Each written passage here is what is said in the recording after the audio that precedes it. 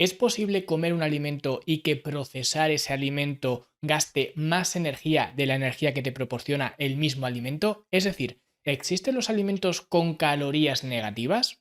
Vamos a verlo. Y si estás aquí porque tienes interés en alimentos con calorías negativas, probablemente sea porque lo que tú buscas es bajar de peso, perder grasa corporal. Y si este es tu caso, yo escribí un libro que te ayuda justamente a eso, un libro que se llama Cómo perder grasa para siempre, donde te explico todo el proceso, todo el paso a paso para que consigas justamente lo que te promete el título, cómo perder grasa y hacerlo para siempre. Y además, te aseguro que cuando termines de leer este libro no tendrás ninguna duda sobre ningún concepto como por ejemplo el que vamos a debatir hoy aquí, los alimentos con calorías negativas. Así que si quieres echarle un vistazo al libro, lo puedes encontrar desde Amazon y puedes ir directamente desde fitnesslanube.com/grasa. Vale, y ahora sí vamos a hablar sobre los alimentos con calorías negativas, y es que esta teoría de las calorías negativas surge alrededor del efecto térmico de los alimentos, que es básicamente uno de los pilares que afecta a nuestro metabolismo. Hay otros tres más y, por cierto, si quieres saber mucho más acerca de cada uno de estos pilares que afectan a tu metabolismo,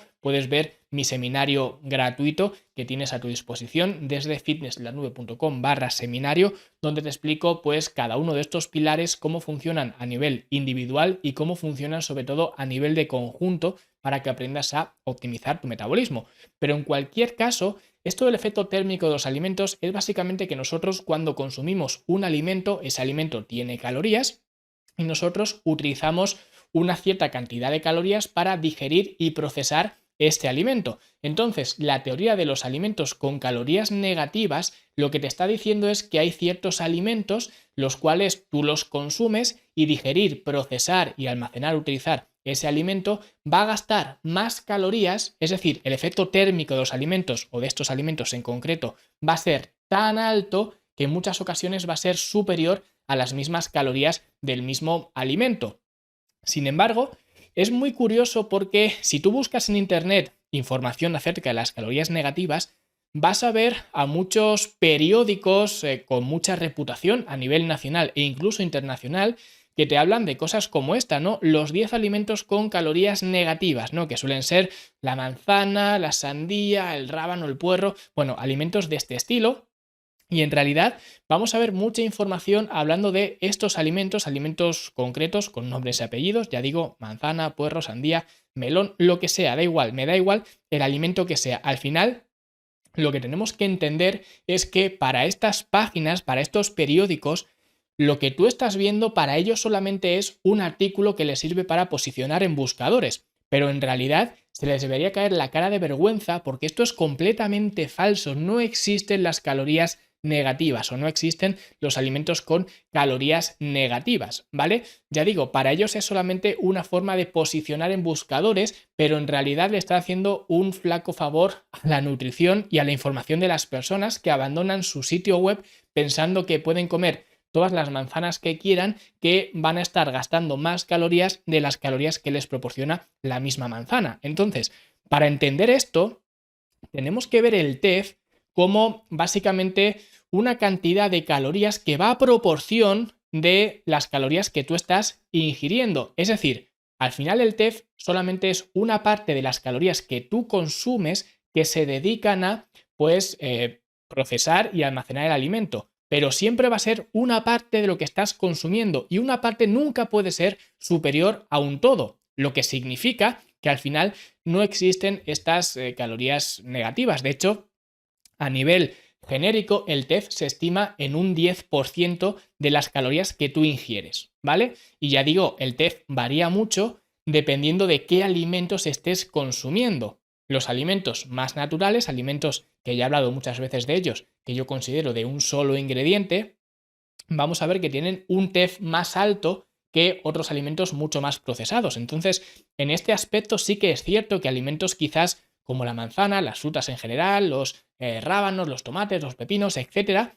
los alimentos que tienen baja densidad calórica, que son alimentos naturales, especialmente del reino vegetal, van a tener un TEF más alto.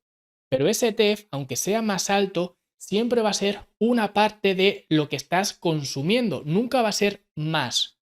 Es decir, por ejemplo, también otro factor que afecta al TEF no es solamente el alimento que tú estás consumiendo, sino quién se come ese alimento. Es decir, una persona con una buena condición física va a tener un TEF mayor que otra persona con peor condición física.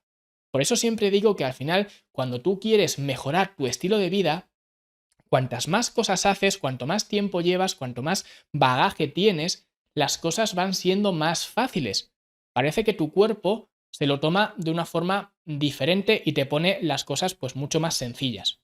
Y esta es una de esas explicaciones, que tu TEF cada vez va siendo mayor. Y esto cambia mucho, como digo, dependiendo de la condición física de la persona. Y de hecho, a nivel general se estima que el TEF es un 10% en población principalmente más sedentaria, pero cuando esa población es mucho más atlética, mucho más deportista, ese TEF puede llegar a ser un 25% de las calorías que tú consumes, lo que significa que es más del doble que, por ejemplo, una persona más sedentaria, pero sigue siendo una parte del todo. Nunca va a ser un 100% y mucho menos más del 100%, porque al final siempre me gusta explicar el TEF como si fueran las comisiones que tiene tu banco. Por ejemplo, si tú vas a tu banco a ingresar un cheque de 100 euros y sabes que tu banco tiene una comisión por ingreso de cheques del 10%, tú sabes que cuando vayas a ingresar ese cheque de 100 euros, en tu cuenta solamente va a haber 90 euros, porque 10 euros se los va a quedar el banco en concepto de comisión. Pero eso ya lo sabes tú.